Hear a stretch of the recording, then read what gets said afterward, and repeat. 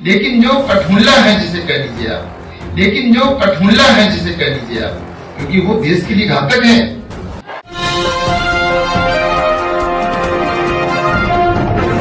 हम अपने बचने की सवील क्या करते, गवाह टूट गए थे, अपील क्या करते। जब न्यायमूर्तियों के अंदर ही नफरत का जहर घुल जाए, तुम ही बताओ बेचारे वकील क्या करते। साथियों नमस्कार, मैं हूं नीरज पटेल और आप देख रहे हैं नेशन जनमत। ये महज चंद लाइनें नहीं बल्कि मौजूदा दौर में न्यायिक व्यवस्था की बजबजाती गंदगी और सड़ांध की सच्चाई बयां करती हैं। नेशन जनमत कोई बात यूं ही नहीं कहता। इस वीडियो को अंत तक देखिएगा, पता चल जाएगा धरती के स्वयंभू मिलॉर्ड्स के अंदर किस हद तक नफरत का जहर घुल चुका है।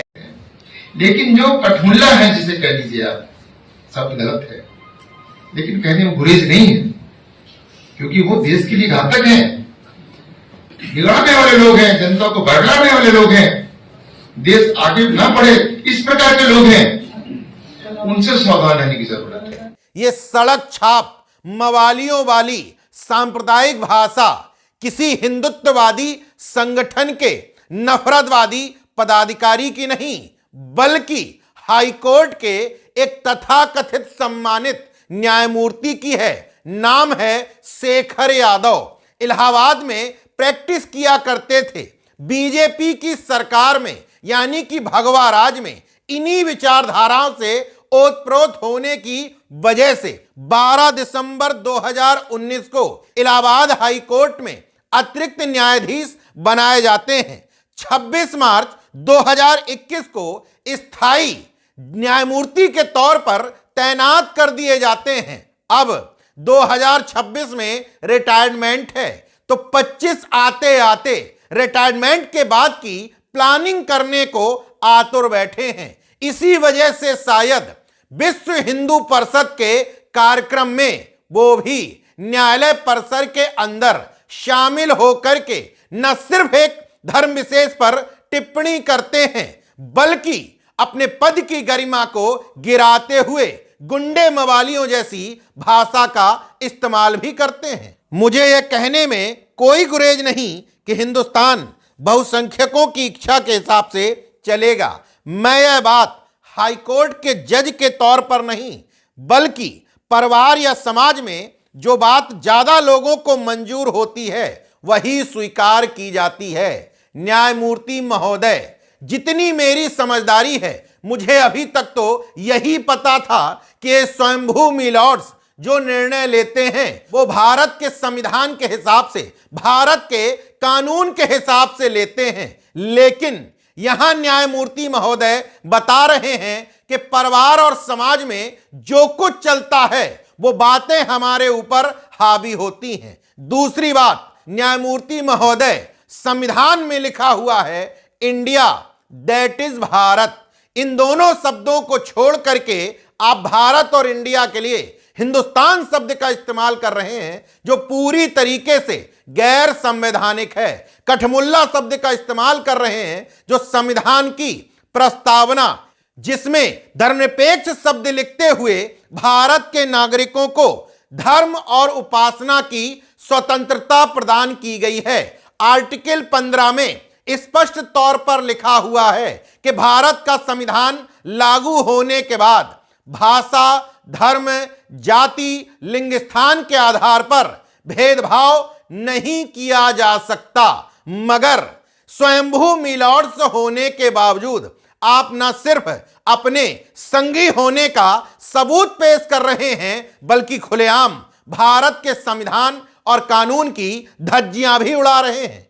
इस तरह के नफरत से भरे स्वयंभू मिलॉर्ड्स को सुनने के बाद नेशन जनमत पूरी जिम्मेदारी के साथ कह रहा है कि उत्तर प्रदेश में जो सांप्रदायिक माहौल निचली अदालतों के सहयोग से बनाने की साजिश की जा रही है, वो 2027 के चुनावों को ध्यान में रखकर ही की जा रही है। जब हाईकोर्ट में इस तरह के सांप्रदायिक न्यायमूर्ति बैठे हैं तो निचली अदालतों का कहना ही क्या है। इस बात को कहने के पीछे भी एक वजह है। जस्टिस शेखर यादव ने पहली बार अपने बयानों में अपनी कट्टर हिंदुत्ववादी छवि बनाने की कोशिश नहीं की है, बल्कि संघ और बीजेपी को इस बात को लेकर आश्वस्त करने के लिए कि आपने बिल्कुल सही आदमी न्यायमूर्ति के तौर पर चुना है, वो समय समय पर अपने निर्णयों में, बयानों में ये बात साबित करते रहते हैं। मसलन गाय को राष्ट्रीय पशु घोषित कर देना चाहिए, इन्हीं की इच्छा थी। राम तो भारत की आत्मा में बसते हैं। राम और श्री कृष्ण के सम्मान के लिए मोदी सरकार को कानून बना देना चाहिए। ये सब बयान इन्होंने न्यायमूर्ति की कुर्सी पर बैठ करके दिए हैं, जबकि न्यायमूर्ति बनते समय वो किसी धर्म की नहीं बल्कि संविधान के प्रति शपथ लेते हैं।